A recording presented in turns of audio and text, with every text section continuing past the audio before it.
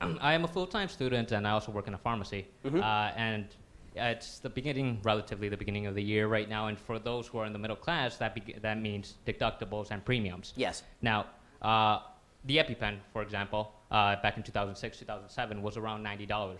Now we look at the price of the same drug, now made out of gold, although ironically it is yellow. Now costs $595. Yes.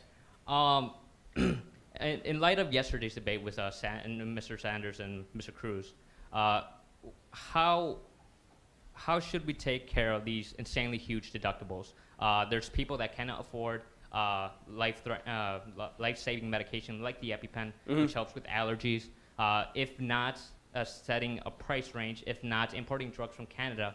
Well, we should have drug reimportation, obviously. I mean, I think more competition in the marketplace is better. When people have a monopoly on the EpiPen, it's a problem.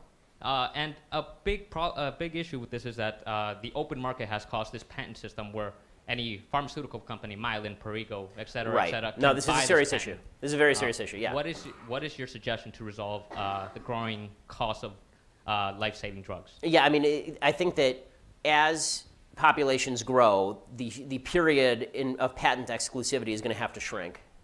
So, patents have a certain life period that's handed. Congress has the power to license patents for a certain amount of time. It's 20 years, but the companies can manipulate it to extend that just by changing things scientifically based, like chirality, vectors. It has to be shortened, particularly in cases where there's really only one type of drug that can be. Some drugs obviously you can make sort of a generic competitor. It's not exactly the same, but it's really close. I mean, you know more about this than I do. But there are certain areas where there's an absolute monopoly on the type of drug, and there you have to talk about shortening the period because otherwise you're going to end up with monopolies in the market. Like that's a true monopoly. That's an actual true monopoly. Daraprim. Yes, and that's obviously a problem. As far as our health insurance system right now, there's two questions to be had. One is, what does the ideal health insurance system look like, or the healthcare system look like? And one is, how do we get from here to there?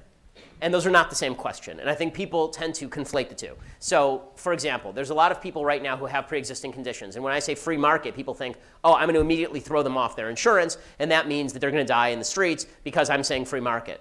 No, what I'm saying is that we've had a system where, for a very long time, there hasn't been a free market. And so what you have to do is you basically have to say to young, healthy people that you need to make good decisions now. Right? It's on you. You want to buy insurance, you buy insurance. But we're not going to apply to you the same rules we're going to apply to a 65-year-old who's been living under a bad healthcare regime for the last 40 years. Certain drugs are inevitable, though, like EpiPen. How can you prevent having an allergy? Right. No, I'm not saying that you can prevent having an allergy. I'm talking about health insurance now. I mean, if you want to talk about the EpiPen and how people get access to it, first of all, I think that there may be, and I think there probably, let's put it this way, there are community solutions that don't necessarily come from government. Meaning that in my community, right, in my Jewish community, people, when there's a health problem, people really put a lot of money into it to help out their friends and neighbors, which is why I talk so much about social fabric. And I say if there's no social fabric, you end up with the growth of government because somebody has to take care of the people who fall between the cracks. That used to be churches, right? Now it's the government. So, on a long-term level, you want to sort of redirect it away from government and back toward those churches. For now, we're going to have to give subsidies. I mean, that's just reality. I mean, Cruz said it himself last night. Virtually everybody on the right understands. But the question is that a temporary stopgap or is that your final solution? And I think it should be a temporary stopgap aimed toward eventually eliminating a lot of these subsidies and making people responsible for their own health insurance. Because if you're not, eventually, look, if you're not going to pay for your own child's health insurance, or if you're not going to pay for your own health insurance, then the market attends. If you don't take care of yourself and you don't pay for your own health insurance, you can't penalize people who make good decisions on behalf of people who make bad decisions. It's different for children, I think, than it is for parents, obviously. All right, thank you. Can I shake your hand? Sure.